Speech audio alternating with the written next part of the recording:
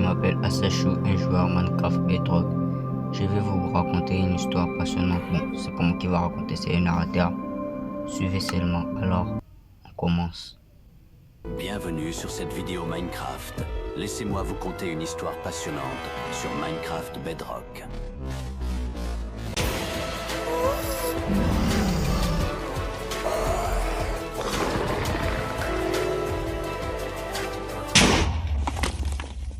Minecraft Bedrock, une version de Minecraft qui est considérée comme le plus dur et brutal du jeu. Mais deux joueurs Minecraft Bedrock vais vous prouver le contraire, en essayant de survivre en hardcore, le mode le plus difficile du jeu. Mais vous vous demandez, qui sont ces joueurs? Le premier joueur s'appelle Imad, et sa spécialité c'est la masse. Ce joueur qui en apparence semble inoffensif, dans son âme il héberge une bête assoiffée de sang. Et quand la bête va sortir, personne ne peut l'arrêter.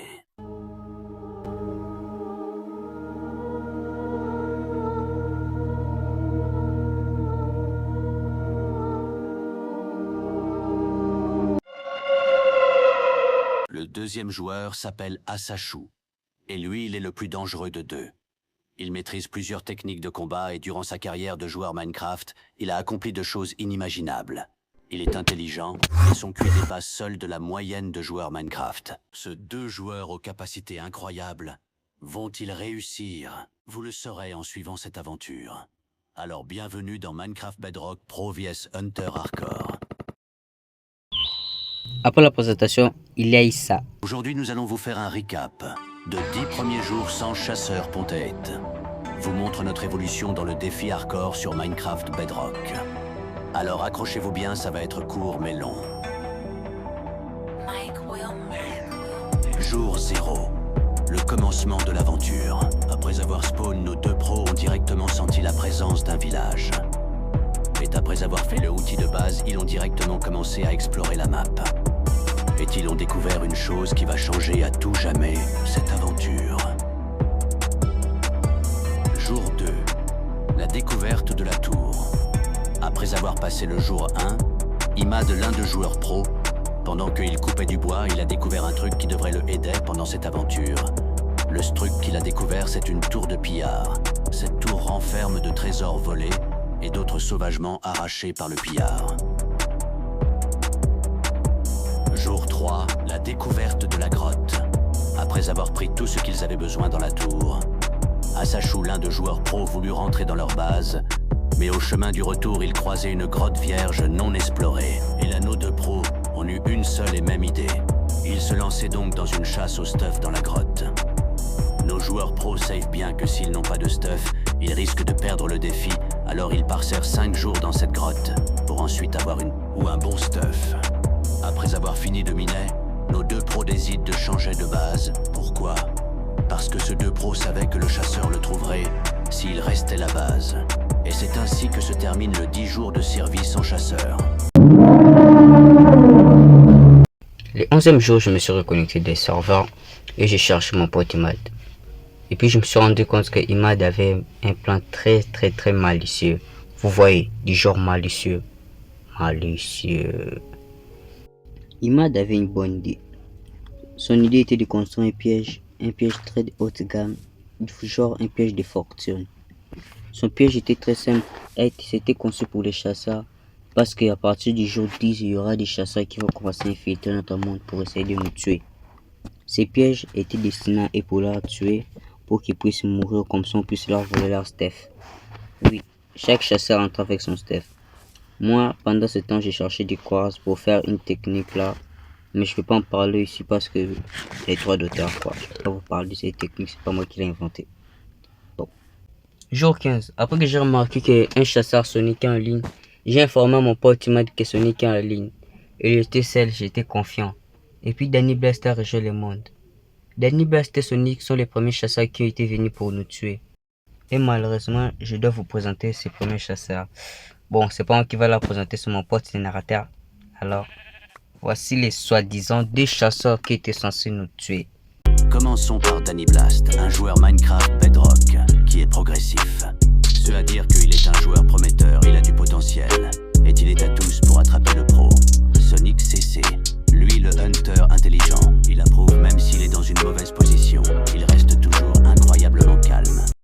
Oui, c'est ça les Inter. Les Inter. Sur le papier, niveau présentation, oui, ils sont forts. Oui, ils sont puissants. Mais regardez juste ce que mon pote Imad leur a fait. Voilà le seul côté là où on a filmé, là où on tue les chasseurs.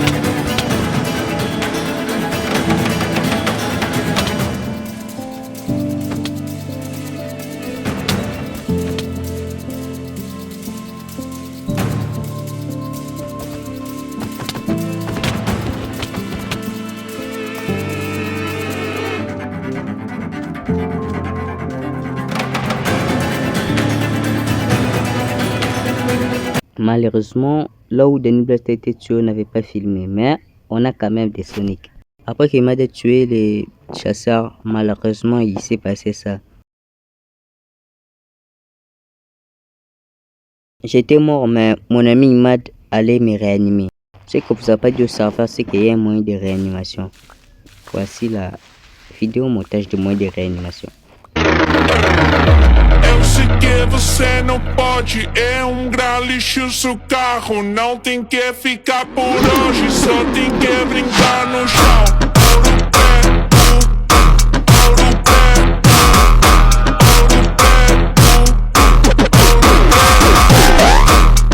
Bref, revenons à nos moutons.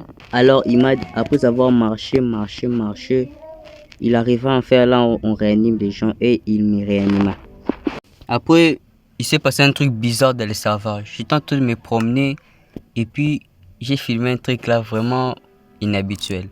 Des squelettes chevauchant des chevaux squelettes avec des arcs enchantés. Oui, des arcs enchantés. Mais pourquoi Minecraft? Pourquoi? Regardez juste mon stuff. Et regardez les layers. Vous pouvez voir, ce sont des arcs avec puissance 5. Moi, je suis full fer et avec puissance 5. Mais pourquoi Minecraft Bedrock est si méchant? Après avoir croisé les squelettes, j'ai encore une bonne nouvelle. Vu que les chasseurs précédents n'étaient pas au niveau, on a dû augmenter les niveaux de difficulté. La mauvaise nouvelle, c'est ce qu'ils allaient être 6 contre 2. 6 contre 2. Putain, on dirait un film. Après, j'ai construit un portail du Nether. Je suis allé au Nether pour chercher le quartz que j'essaie de faire au début de la vidéo. À mon retour, il m'a informé qu'il avait déjà eu son Steph. Alors moi aussi, je devais prendre mon Steph. Parce qu'on devait avoir des Steph cheatés pour combattre les chasseurs qui avaient maintenant l'armure en diamant.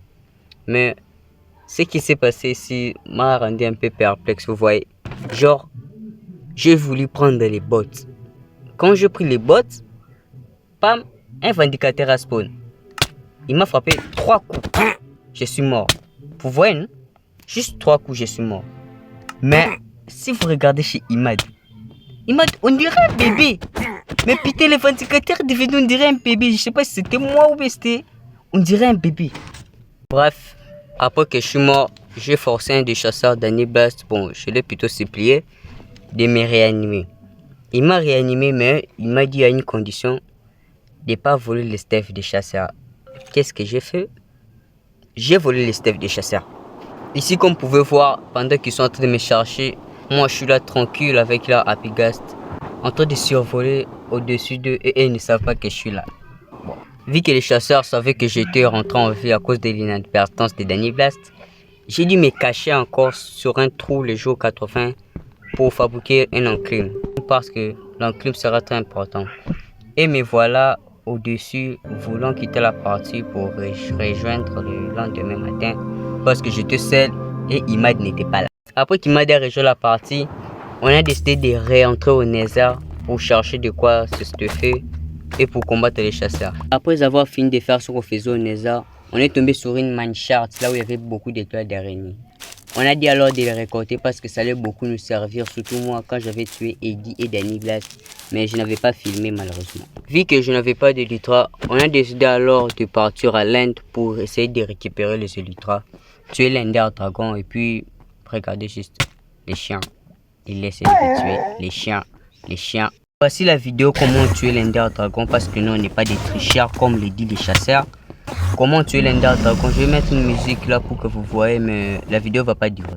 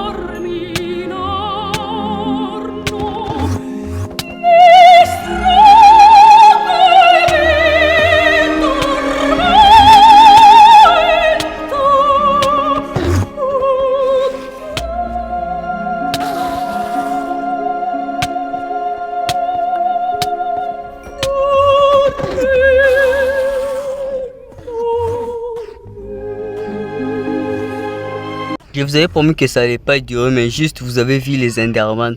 Il y a même les deuxièmes Enderman, on l'a même pas regardé. Il a commencé directement à nous attaquer. C'est quoi ça? Bon, après, on a essayé de peu farm le Ender Pearl, malgré on en avait déjà une idée très intelligente du match, je précise. Après avoir enfin eu les élytras, on a essayé de farm de l'aura avec moi, avec Imad. Regardez juste. Wow. Farming.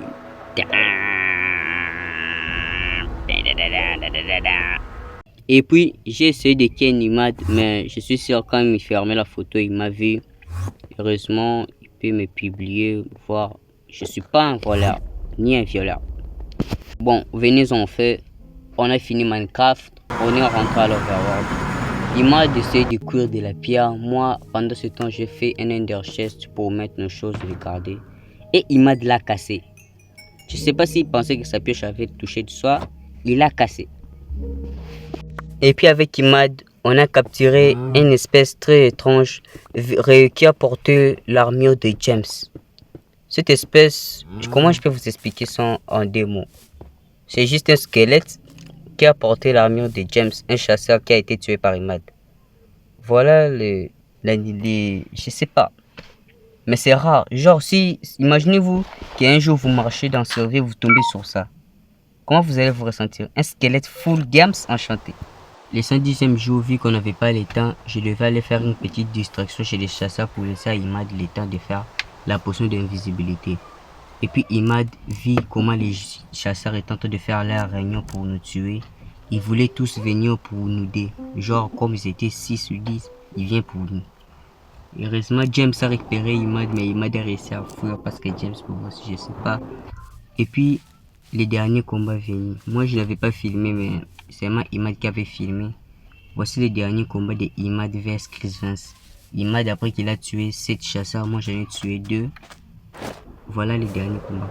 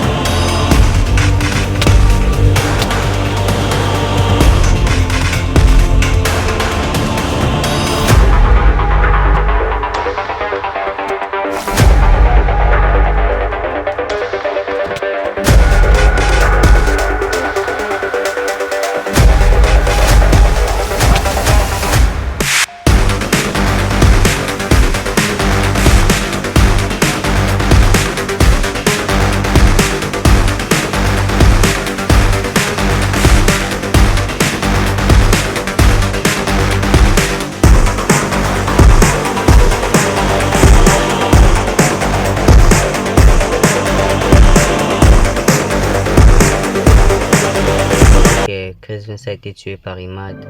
On a arrêté, c'était fini. Tous les chasseurs sont morts. Merci d'avoir regardé cette vidéo et abonnez-vous.